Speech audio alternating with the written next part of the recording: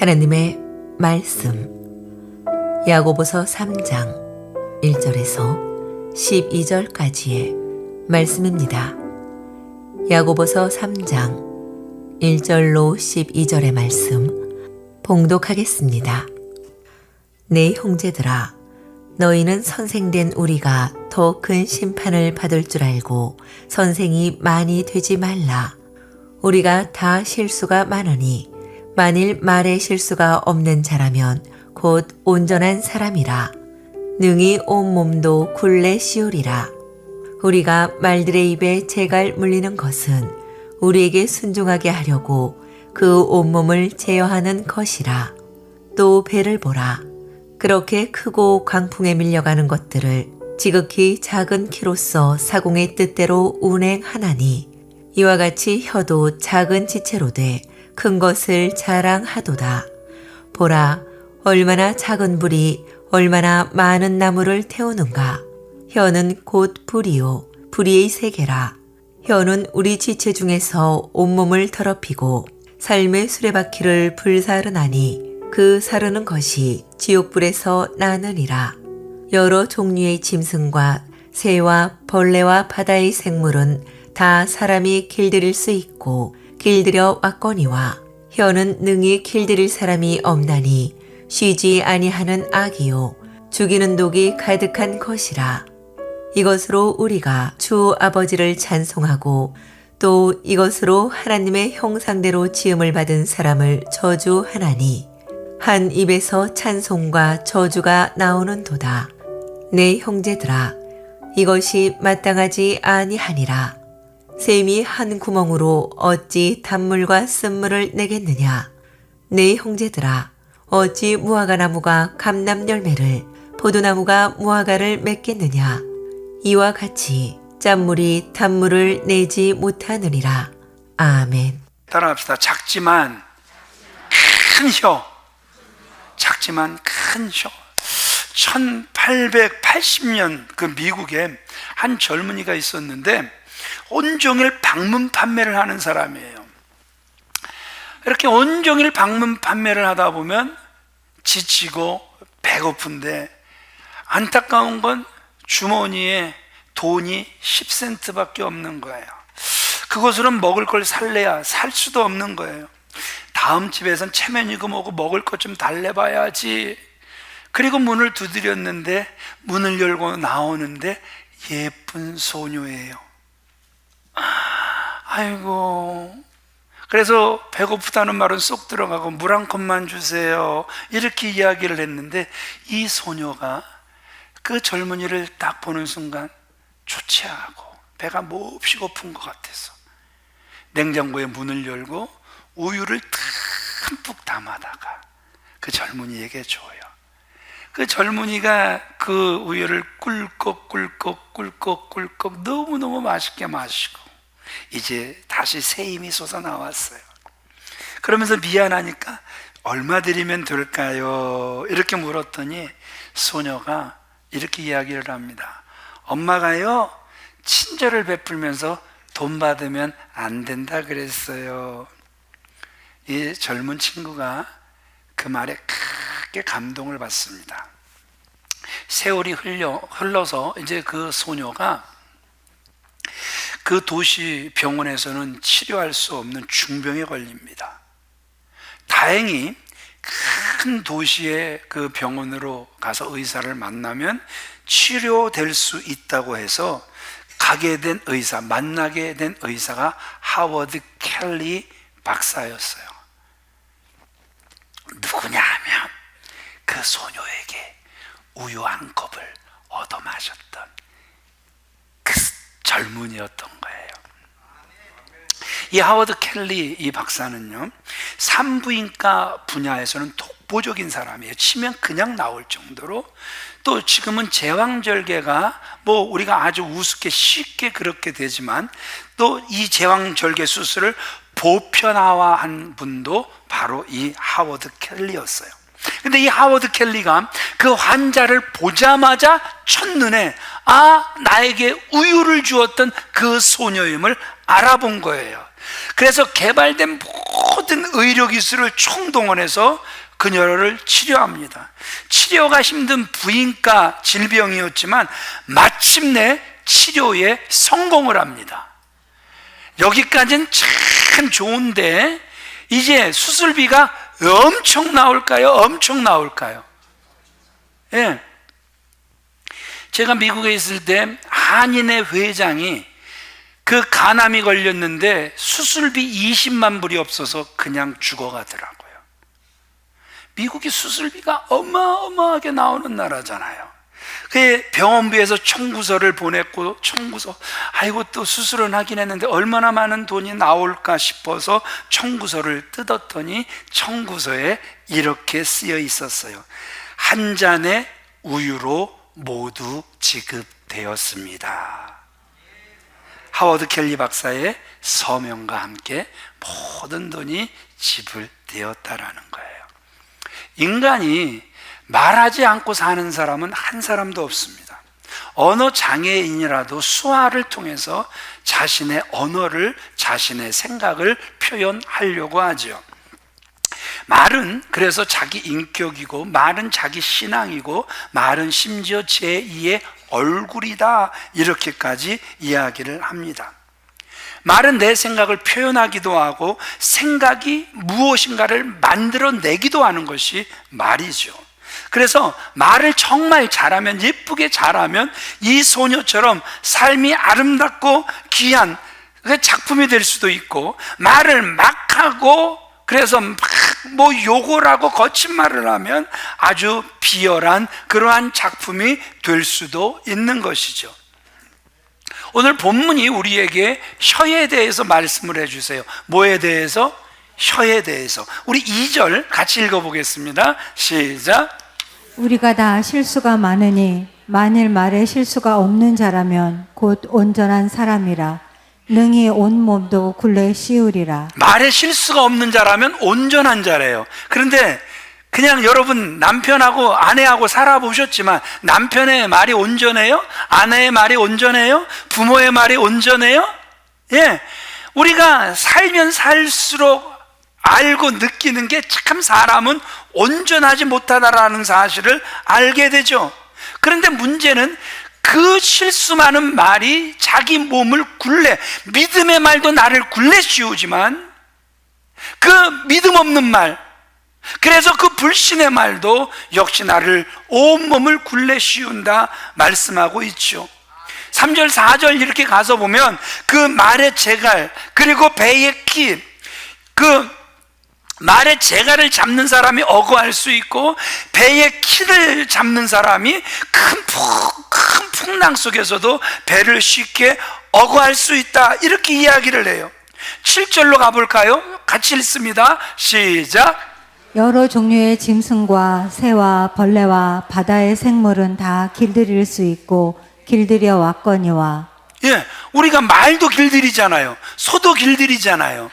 하다못해 그 동물원 가면 새도 길들이고 또 돌고래도 길들이고, 그래갖고 막 돌고래가 쇼를 하는 걸 보면서 막 좋아갖고 막 박수치면 꼬리로 물을 휙 쳐버려갖고 아주 그냥 물을 뒤집어 쓰기도. 못 하셨군요, 구경을. 죄송합니다. 꼭 구경해 보세요. 예. 그런데 심각한 건 뭐냐? 8절에 보니까 사람의 혀는 길들일 사람이 없다라는 거예요. 이게 참 안타까운 거예요. 그 사나운 맹수도 길이 들여지는데 이 사람의 혀를 길들일 사람이 없다라는 것이죠. 자, 그래서 그 누구도 혀의 실수로부터 완전히 자유롭다 할 수 없다라는 것이죠. 그래서 여러분, 혀는 애시당초 길들이기 어려워서 포기하라는 거예요? 아니죠. 더욱 힘써 그 혀를 뭐하라는 거예요? 다스릴 수 있어야 한다라는 거예요. 우리 말의 실수에 대해서 생각해 보자고요. 8절 같이 읽어보겠습니다. 시작. 혀는 능히 길들일 사람이 없나니 쉬지 아니하는 악이요 죽이는 독이 가득한 것이라. 때로는 거친 말투 때문에 문제가 되는 때도 있어요. 때로는 표현력의 부족으로 문제가 될 때도 있단 말이죠. 특별히 여러분, 이 지도층은요, 뭘 조심해야 되는 줄 아세요? 말도 조심해야 하고, 이 지도층은 술도 조심을 해야 해요. 말 실수하는 사람들이 제일 잘 내미는 핑계가 그놈의 술 때문에, 술 취해서 술 기운에. 우리 교회는 이렇게 술에 취해 다니시는 분들이 한 분도 안 계시는 줄 믿습니다. 예, 아멘 하셨으니까 책임도 지시길 바랍니다. 제가 이 돌아다니는 걸 잘하잖아요. 자전거 타고 놀기도 하고 또 걸어서 놀기도 하고 돌아다니는 걸 상당히 좋아해요. 전도사 때 이렇게 쭉 이렇게 돌아다니고 있는데요, 한 200m, 300m 전에 우리 그 교회 집사님이 오시는데 담배를 피고 오시더라고요. 쭉쭉 빠시면서 오는 거예요. 거리는 점점 가까워지는데 그분은 저를 못 보고 저는 계속 그분을 보고 있는 거예요. 30m 전방 그분이 드디어 저를 봤어요. 얼마나 놀랐는데 담배를 셔 밑에 넣어버리더라고요. 뜨겁지 않았을까? 제가 차라리 그냥 돌아갈 걸 괜히 계속 갔다가, 예, 참 그분을 놀래킨 적이 있어요. 예. 이렇게 돌아다니다 보니까 또 어떤 분은 그냥 또 이렇게 술을 이렇게 들고 계시는 분도 계시고, 참 이렇게 많은 분들을, 그런, 할 수 있으면 저는 피해 다닙니다. 예, 피해 다니지. 집사님이 술을 마시면 됩니까? 이런 적은 지금까지 한 번도 없습니다. 예. 그분들이 저를 보고 놀라셨지, 저는 그분들을 놀래킨 적이 한 번도 없습니다. 만약에 술이 나를 실수하게 한다면 여러분, 술자리에 가야 되는 거예요? 안 가야 되는 거예요? 안 가야 되는 거거든요. 이 술이요, 실수의 가장 확실한 안내자란 말입니다. 술에 취하면 여러분 제일 먼저 꼬부라지는 게 뭐지요? 혀가 꼬부라져요. 그래서 혀가 꼬부러지면서 제일 먼저 풀어지는 게 뭔 줄 아세요? 입에 자물쇠가 풀어져요. 그래서 술에 취하면 할 말 안 할 말 술술 다 나온다 그래서 술이잖아요. 술술 잘 넘어가서 술, 술술 잘 나와서 술. 그래서 여러분, 이 술 때문에 실수하는 사람들은 술자리에 가면 안 되는 거예요. 안 되는 거예요. 이놈의 술 때문에 온전해질 수가 없다니까요. 요즘 언어들을 보세요. 하나님이 주시고 교회가 인정한 직분 끝에 님자가 점점 빠지는 것이 상례처럼 됐어요. 조금 교회 다닌 지 오래되신 분들 대화 속에 누구누구 목사? 이렇게 이야기들을 하시는 게 일수예요. 제가 어떤 분한테 전화를 걸었어요. 그런데 제가 기대한 목소리가 아닌 딴 여자분의 목소리가 들리면서, 이은총이 누구야? 전화 왔네? 그분에게 저는 목사도 아닌 거예요. 예. 이은총이 누구야? 전화 왔네? 예. 그래갖고 이상한 남자가 돼버린 적도, 안 들리면 모르는데 다 들리잖아요. 목회자들이 모여서 장로님들을 칭할 때 님자가 사라진 것도 똑같아요. 제가 걱정하는 게 뭐냐 하면, 하나님은 저와 여러분들을 보배롭고 존귀하게 여기신단 말입니다. 아멘이십니까? 그런데 언어의 소홀함 때문에 마땅히 우리 속에 있어야 할 존경심, 이거 다 이미 빼앗긴 것은 아닌가, 우리는 생각해 보아야 한다라는 것이죠. 또 우리 마음에 자리한 걱정과 두려운 것들, 늘 걱정하는 말, 두려워하는 말들. 욥기 3장 24절 25절에 뭐라고 우리에게 이야기하고 있습니까? 내가 두려워하는 것이 내게 임하고. 뭐가 나에게 임한다? 나의 병 걸리면 어떡해? 엄마가 고혈압인데, 고혈압이 찾아오면, 엄마가 당뇨인데, 당뇨가, 엄마가 합병증인데, 합병증이, 아버지가 위암인데, 위암이. 지금 다 우리 집 이야기하는 겁니다. 예. 어머니가 탁월한 유전자를 주셔서, 예, 고혈압, 당뇨, 합병증, 아버지는 위암, 예. 근데, 여러분, 부모님이 그 길을 걸어가셨다고 내가 그게 찾아오리라고 기대하고 사는 것도 좀 그렇잖아요. 아이고, 찾아오니까 내가 그럴 줄 알았어. 왜 안 온다? 내가 왜 안 오냐 그랬어. 이게 안 올 턱이 없지. 꼭 이럴 필요도 없잖아요. 그래요. 예.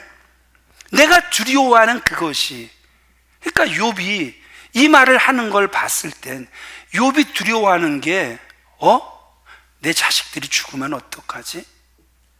내 재물 다 빼앗기면 어떡하지? 내 몸이 병들면 어떡하지? 거기에 대한 두려움이 있었던 거죠. 그래서 내가 두려워했던 그것이 내게 임했다. 그가 그렇게 고백을 하게 됐다라는 것이죠. 여러분, 하나님을 믿는 자녀로서 아직도 내 언어에 걱정과 근심과 불신과 두려움이 있다. 마땅치 않습니다. 성령께서 기뻐하시지 않습니다. 명령하시기 바랍니다. 걱정과 근심과 두려움의 영 예수 그리스도의 이름으로 명하노니 주님 앞에 마땅치 않은 두려움의 영은 내 속에서 떠나갈지어다.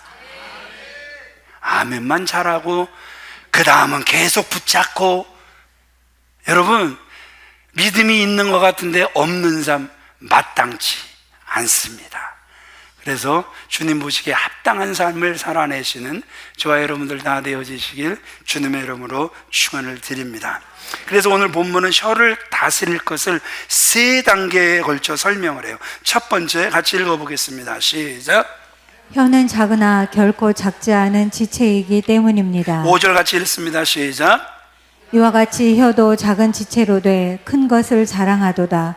보라, 얼마나 작은 불이 얼마나 많은 나무를 태우는가. 설명이 필요가 없잖아요. 작은 불꽃 하나가 결국은 큰 불을 일으키는 거예요. 성령 받은 작은 사람이 교회 전체에 성령의 불을 일으킬 수도 있는 것처럼 이 담배꽁초 하나가 숲을 태울 수도 있는 거란 말입니다. 온 산을 다 태울 수도 있는 거란 말입니다. 그래서 이 잘못된 혀 놀림은 분명 뭐예요? 마땅치 않은 거란 말입니다. 혀가 몇 센치죠? 7cm, 그 이하 그 이상이겠죠. 그러나 여러분, 이 작은 것이 몸 전체를 통제할 수 있다라는 거예요. 두 번째 같이 읽어보겠습니다. 시작. 우리의 삶을 불사르는 무서운 파괴력이 있기 때문입니다. 6절 같이 읽습니다. 시작. 혀는 우리 지체 중에서 온 몸을 더럽히고 삶의 수레바퀴를 불사르나니 그 사르는 것이 지옥불에서 나느니라. 이 혀에서 나오는 것이 뭐라고요? 우리 온몸을 더럽힌다. 삶의 수레바퀴를 불사른다. 근데 여기까지도 괜찮아요. 그런데 여러분, 더 심각한 게 뭡니까? 그 사르는 것이, 그 더럽게 하는 것이 어디에서 나왔다? 지옥불에서 나왔다라는 거예요. 아니, 그냥 나는요, 그냥 입이 그냥 거친 것 뿐이에요. 마음은 그렇지 않은데 좀 그냥 말이 거친 것 뿐이고 행동이 거친 것 뿐이고 그냥 입이 좀 그냥 입에서 그냥 좀 그냥 안 떨어지고 붙어 있어서 그렇지, 저 그렇게 나쁜 사람 아니에요. 저 이렇게 좀 부정적인 그냥 그 표현들을 많이 해서 그렇지 마음은 부정적이지 않아요. 아무리 우리가 설명을 해도 그 모든 내 몸을 더럽게 하는 것들이 어디서 나오냐? 성경은 분명하게 지옥불에서 나온다. 어디서 나온다? 지옥불에서. 그래서 말 잘해야 되겠어요? 잘해야 되겠어요? 정말 말 잘해야 되겠죠. 말 예쁘게 해야 되겠죠. 말을 예쁘게. 아름 집사를 내가 째려보지? 예쁘게 해야 되겠지? 정말 좀 말을 예쁘게 할 수 있는. 아름 집사 말 예뻐. 시험 들지 마. 잘못된 혀놀림, 다시 말씀드립니다. 분명 사람을 지옥 가게 만드는 사탄의 역사라고 우리에게 말씀해 주고 있어요. 두 형제를 키우는 아버지가 갑자기 의식불명이 되세요. 큰아들이 아버지를 아무리 흔들어 깨워도 아버지가 깨어나질 않으니까 다급하게, 둘째야, 동생아 빨리 가서 의사를 좀 모시고 와라.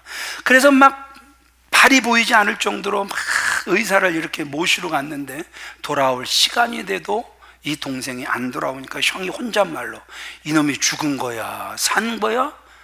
그때 아버지의 의식이 돌아와서 세상에 그 말을 들어버린 거예요.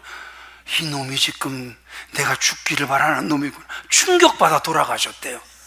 그냥 웃자고 하는 얘기예요. 웃자고 하는 이야기예요. 근데 여러분, 우리가 진짜 살아가다 보면 내 의도와는 다르게 상대방이 오해하는 경우들이 왕왕 있잖아요. 분명히 내 의도는 그게 아닌데, 지금 아버지한테 대한 그 욕이 절대 아니었는데 마침 왜 하필이면 그때 눈을 뜨셔갖고 그 소리를 듣고 충격받고 가시는지 몰라도, 이렇게 우리가 오해받는 일들이 살아가다 보면 참 많다라는 것이죠. 그러기에 여러분, 먼저 깊이 생각하고 말을 하는 것이 좋다라는 것이죠. 지금 내 눈에 보이지 않는다고 해도 상대방이 들어서 좋지 않을 말, 지옥불에서 나온다, 우리가 다시 한번 생각할 수 있어야 한다는 것이죠.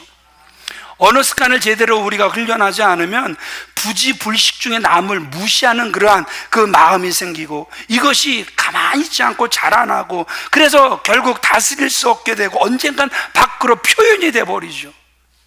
그래서 형제를 자매를 아프게 하죠. 그 파괴력은 개인의 생명을 잃게도 하고 믿음의 공동체를 무너뜨릴 수도 있는 것이 그 언어라는 것이죠. 그 정말 작디 작아 보이는 것이 엄청난 파괴력을 가지고 있다라는 것이죠. 그러므로 여러분 기억하세요. 칼은 가까운 데 있는 사람만 다치게 하지만 말은 저 물 건너 외국에 있어도 그 사람을 다치게, 아프게, 죽이기까지 할 수 있는 것이 말이다, 언어다. 꼭 기억할 수 있는 저와 여러분들이 되어지시길 주님의 이름으로 축원을 드립니다. 근데 말을 보니까 아주 건설적인 힘도 있어요. 4절 같이 읽습니다. 시작. 또 배를 보라. 그렇게 크고 광풍에 밀려가는 것들을 지극히 작은 키로서 사공의 뜻대로 운행하나니. 이 비유의 핵심이 뭐냐 하면, 작은 키로 사나운 풍랑 속의 큰 배를 자유롭게 운전할 수 있는 것처럼 우리의 혀도 잘 훈련되기만 하면 어려운 상황 속에서도 절제될 수 있다라는 거예요. 우리의 온몸을 바르게 다스리게도 할 수 있다라는 거예요. 자, 우리 세 번째, 왜 하나님께서 우리의 혀를 만들어 주셨을까? 세 번째 같이 읽습니다. 시작.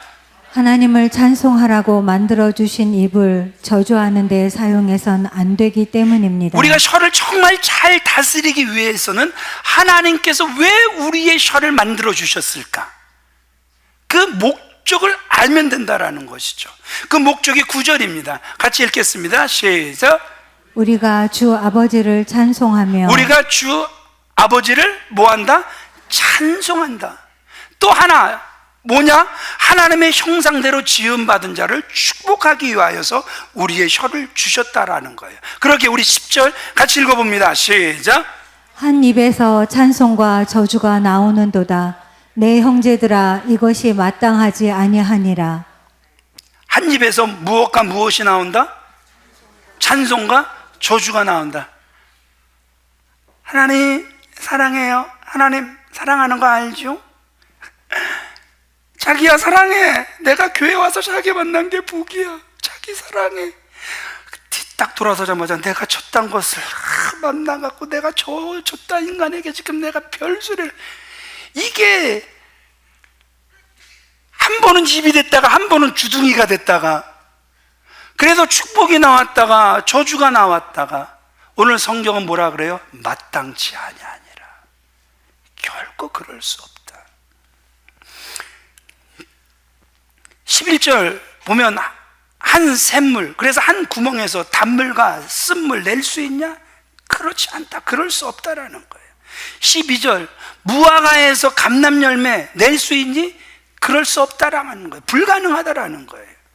교회에서 예배 시간 빼고는 집에 갈 때까지 누구 흉보고 욕하고 어떻게 하면 저 인간 끌어내릴까, 그래서 뭐 자기 편 찾아다니며, 그래서 자기 편 모여지면 작전 세우느라 혀를 쉬지 못하게 하는, 혹시 그런 분들은 없으십니까? 야고보가 가장 경계하는 거, 우리가 야고보서를 지금까지 강해해 오면서 야고보 사도가 가장 경계하는 게 뭔 줄 아십니까? 야고보서 1장 8절 우리 같이 읽어보겠습니다. 시작. 두 마음을 품어 모든 일에 정함이 없는 자로다. 두 마음, 이것은 무엇이 없는 마음이로다? 정함이 없는 마음이로다. 지금 야고보가 계속해서 경계하고 있는 거, 이게 두 마음이란 말입니다. 내 마음은 하나요, 내 뜻도 하나요, 어젯밤의 꿈도 하나요. 뭐가 하나여야 될까요? 하나님을 찬양하는 것, 하나님을 사랑하는 것, 하나님을 기대하는 것, 이게 하나가 되어져야 하는 것 아닙니까? 예, 두 마음이 있는 한 우리 삶에는 죄송하지만 안정, 평안 있을 수 없다라는 것이죠. 한 입으로 찬송하고 또 한 입으로 저주하는 사람, 죄송하지만 두 마음을 가진 사람이에요. 자, 우리의 입술은 어디에 쓰여져야 한다? 내 입술로 하나님의 이름을 찬송하며, 우리의 입술은 누구를 찬송하며? 하나님의 이름을 찬송하며. 자, 우리가 어떻게 해야 혀를 다스릴 수 있다? 혀의 목적이 누구를 찬양하는 것이다? 하나님을 찬양하는 것임을 늘 기억해야, 남을 비방하고 공연히 헐뜯고 지금까지 부정적이었던 게 잘못된 것임을 알고 미련 없이 버릴 수 있게 된다라는 것이죠. 우리 이 부분을 같이 읽어보겠습니다. 시작. 인간의 혀는 하나님을 찬양하기 위해 지음 받았습니다. 그리고 하나님을 찬양하는 방법은 직접적인 찬양도 있지만 다른 인생 축복함을 통해서 하기도 합니다. 사람을 축복하는 것은 상대를 위해서 진심으로 기도하는 것이며 상대를 북돋아 주는 것입니다. 이것 또한 하나님께서 혀를 지으신 목적입니다.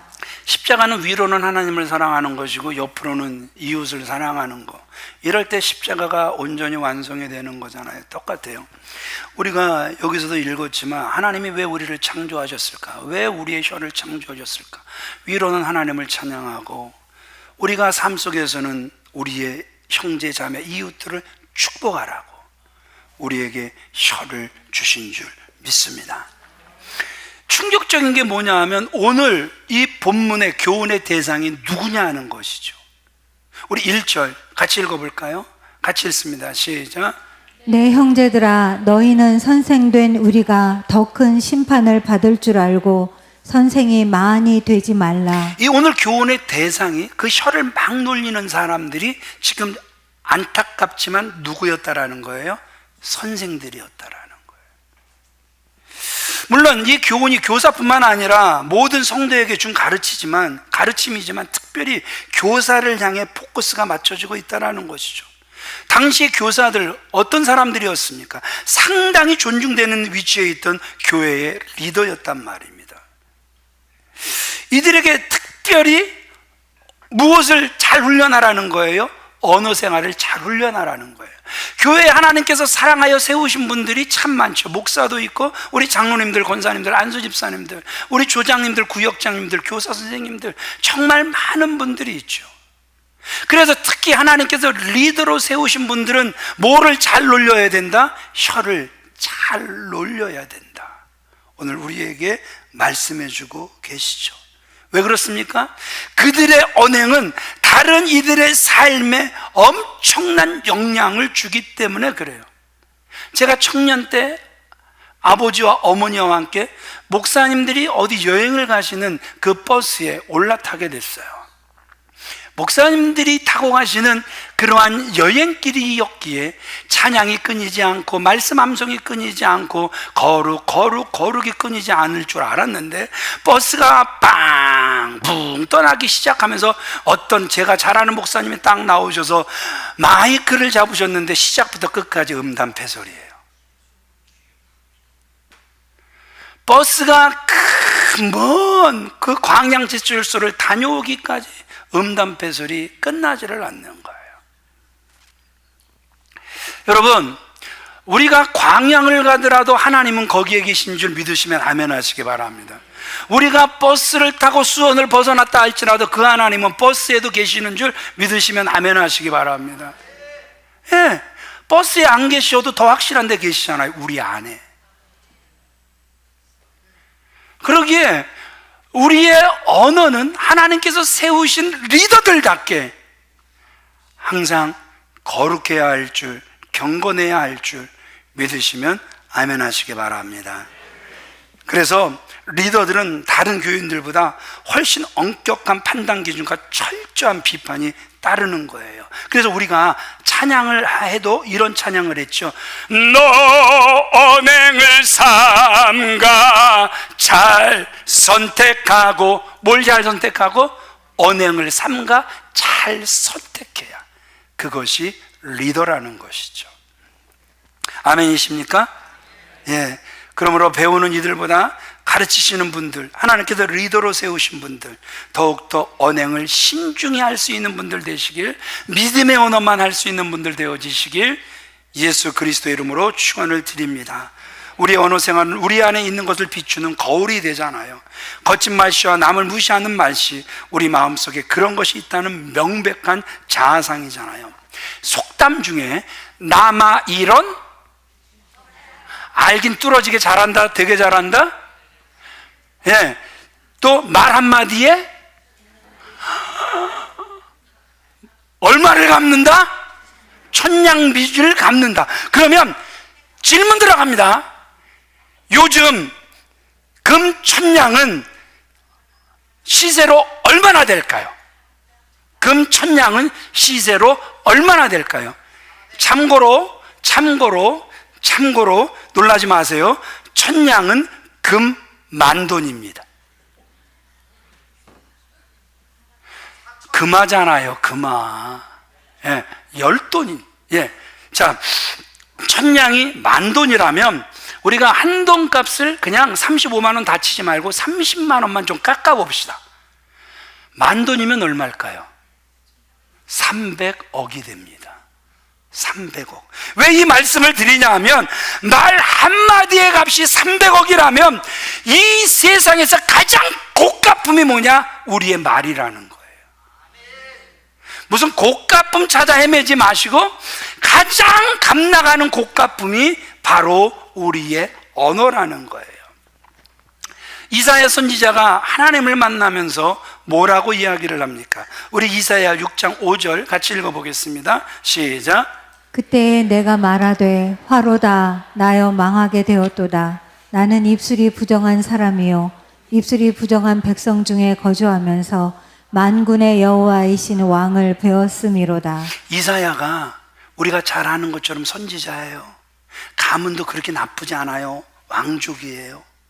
근데 여러분, 그가 하나님을 딱 만나고 나니까 지금까지 선지자 노릇했던 사람, 선지자는 뭐냐 하면 말 그대로 먼저선 알지 놈자, 먼저 하나님의 뜻을 아는 사람, 그거에서 그것을 선포하는 사람이 선지자예요. 그래서 지금까지 그렇게 선지자 노릇을 하며 거룩한 삶을 살았던 것 같은데, 그가 막상 하나님을 딱 만나고 보니까 뭘 고백하는 거예요? 부정한 입술에 대한 죄를 고백하잖아요. 그러니까 천사가 제단스뿔 그의 입술에 대주면서 그의 죄악이 제하여지게 했잖아요. 여기서 중요한 포인트가 뭔지 아십니까? 하나님을 만나게 되면 내 입술이, 내 혀가 얼마나 부정했던 사람인가를 스스로 고백하게 된다는 거예요. 이 혀로 인하여 망할 수밖에 없는 인간이 된 존재가 나였다라는 사실을 인정할 수밖에 없게 되는 게 하나님을 제대로 만난 사람들의 고백이더란 말입니다. 그러면은 하나님의 백성들은 어떻게 살아야 할까요? 출애굽기 19장 6절 같이 읽어보겠습니다. 시작. 너희는 제사장 나라가 되며 힘든 세상 늘 불평 원망하며 이 사람 저 사람 비난하며 사는 사람이 있어요. 그러나 하나님의 위대한 백성은 도고자 제사장 의식으로 살아가는 거예요. 언제나 이웃의 아픔을 하나님께 아뢰며 복을 비는 백성으로 살아가게 되는 거예요. 이 도고자들 언제나 역사의 주인공들이에요. 제사장 언제나 축복하고 역사의 상처를 치유하며 살아가는 거예요. 언제나 복을 비는 거예요. 아름 집사, 또 한번 우리 같이 놀아보자고. 아름 집사가 어제 소를 한 마리 도둑질을 했어. 그럴 일이 없으니까 끄떡끄떡 해도 괜찮아. 그런데 아름 집사가 그래도 하나님 잘 섬기잖아. 양심의 그 성령의 소리에 귀를 기울여서 아유 내가 잘못했구나 소를 돌려주고, 그런 다음에 하나님과 화목하려고 화목 제물을 들고 왔네. 그런데 제사장이 나야.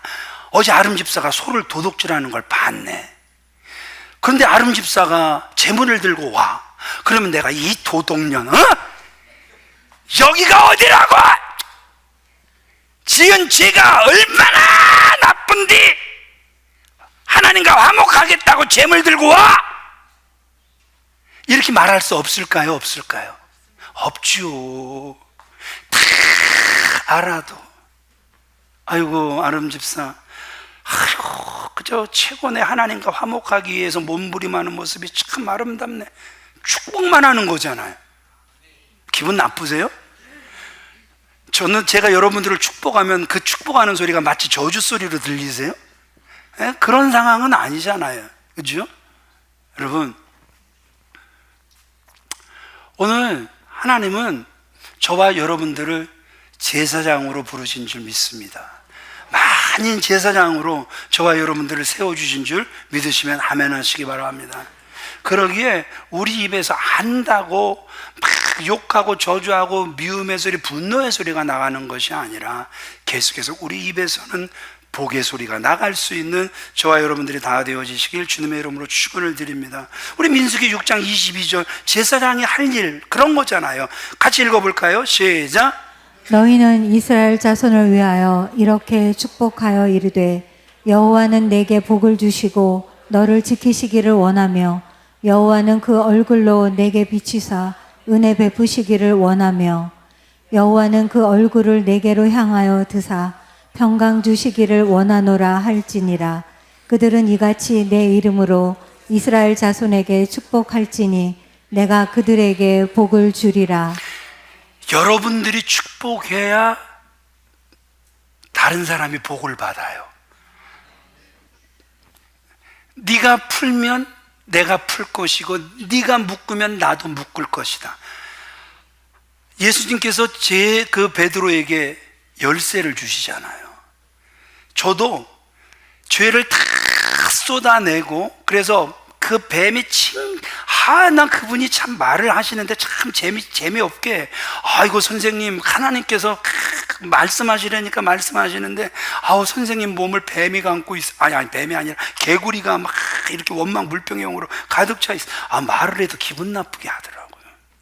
근데 제가 살려니까 그 말을 받으면서도 회개로 받았어요. 그래 목사의 자녀로 태어나서 늘 원망 불평으로 살았던 그래 내 모습이 개구리로 나타나는구나. 그거를 금식을 하며 회개를 했어요. 그랬더니 나중에 개구리는 온데간데 없어지고 천국 열쇠를 주시더라고요. 기분 안 나쁘시죠? 제가 여러분들 풀면 다 풀려요. 안 묶을게요. 여러분 이렇게 제사장은 축복하라는 거예요. 그러면 복을 주신다라는 거예요. 말씀을 마칠게요. 미 8군 영내에 한국인이 운영하는 자동차 정비 공장에서 있었던 일이에요. 어느 날 퇴근 시간은 임박했는데 미국 민간인이 그 차 한 대를 끌고 들어와 수리해 달라는 거예요. 그때 정비반장이 저 미국 사람이 한국말 못 알아듣겠지 확신을 하면서 자식이 말이야 눈치도 없고 말이야 지금이 몇 시인데 와서 난리냔 말이야. 귀찮아 죽겠네. 그런데 손님의 의자에 앉으면서 신문을 펼치는데 영어 신문이 아닌 한글 신문을 펼친 거예요. 정비공들이 막 당황하기 시작을 했습니다. 그때 한 정비공이 손님 이 차에 불똥액 넣으셔야 되겠습니다. 그랬더니 옆에서 다른 정비공이 이런 무식한 놈, 불똥액이 뭐야? 부동액이지. 그랬더니 그 신문을 보던 그 미국인이 이렇게 이야기를 하는 거예요. 한국말로. 원래는 안일 불자인데 부동액이라고 하는 게 맞습니다. 반장이 놀래버렸어요. 얼굴이 살색이 됐는데 이 미국인이 부드러운 음성으로 말을 하는 거예요. 괜찮아요. 내 별명 뭔지 알아요? 짱구예요. 짱구. 그리고 자식이라는 말이 뭐 나쁜 말인가요? 누구의 아들이라는 말이잖아요. 저 하나님의 아들이에요. 껄껄껄껄 웃으니까. 예. 여러분 생각해 보세요. 이 사람이 누구였는지 아세요? 바로 언더우드 선교사의 손자였던 연대 교수 원이란 박사였습니다. 여러분, 남을 함부로 말하는 사람과 남이 그렇게 함부로 말을 해도 웃어 넘길 수 있는 사람, 여러분들이 보실 때 누가 큰 사람입니까? 말은 인격이고 사상이고 감정이고 제2의 얼굴이다 말씀을 드렸습니다. 우리 모두 하나님의 뜻을 이루기 위해서 다른 사람을 살리는 말, 은혜를 끼치는 말을 할 수 있는 저와 여러분들 다 되어지시기를 바랍니다. 그것이 그리스도인의 성숙한 모습이 될 줄 믿습니다. 우리 다 같이 자리에서 일어나셔도 마태복음 12장 36절로 37절 같이 읽겠습니다. 시작. 내가 너희에게 이르노니 사람이 무슨 무익한 말을 하든지 심판날에 이에 대하여 신문을 받으리니 너희 말로 인하여 의롭다함을 받고 너희 말로 인하여 정죄함을 받으리라. 하나님, 이거 별말 아니었어요. 뭘 이런 거 갖고. 아니, 그냥 제가 좀 말을요, 좀 이렇게 비비 꼬는 말을 좀 많이 하고, 남을 좀 욕하는 말, 막 저주하는 말, 이거 근데 아무 의미 없었어요, 하나님. 근데 그걸 갖고 왜 그러세요? 그런데 오늘 성경은 우리의 마지막 때를 말씀하고 있죠. 사람이 무슨 무익한 말을 하든지 심판날에 이에 대하여 신문을 받으리니 너희 말로 인하여 의롭다함도 받겠지만 너희 말로 인하여 정죄함도 받을 것이다. 꼭 기억하시고 다시 한번 말을 할 때 깊이 생각하셔서 할 수 있는 저와 여러분들 다 되어지시길 주님의 이름으로 축원을 드립니다.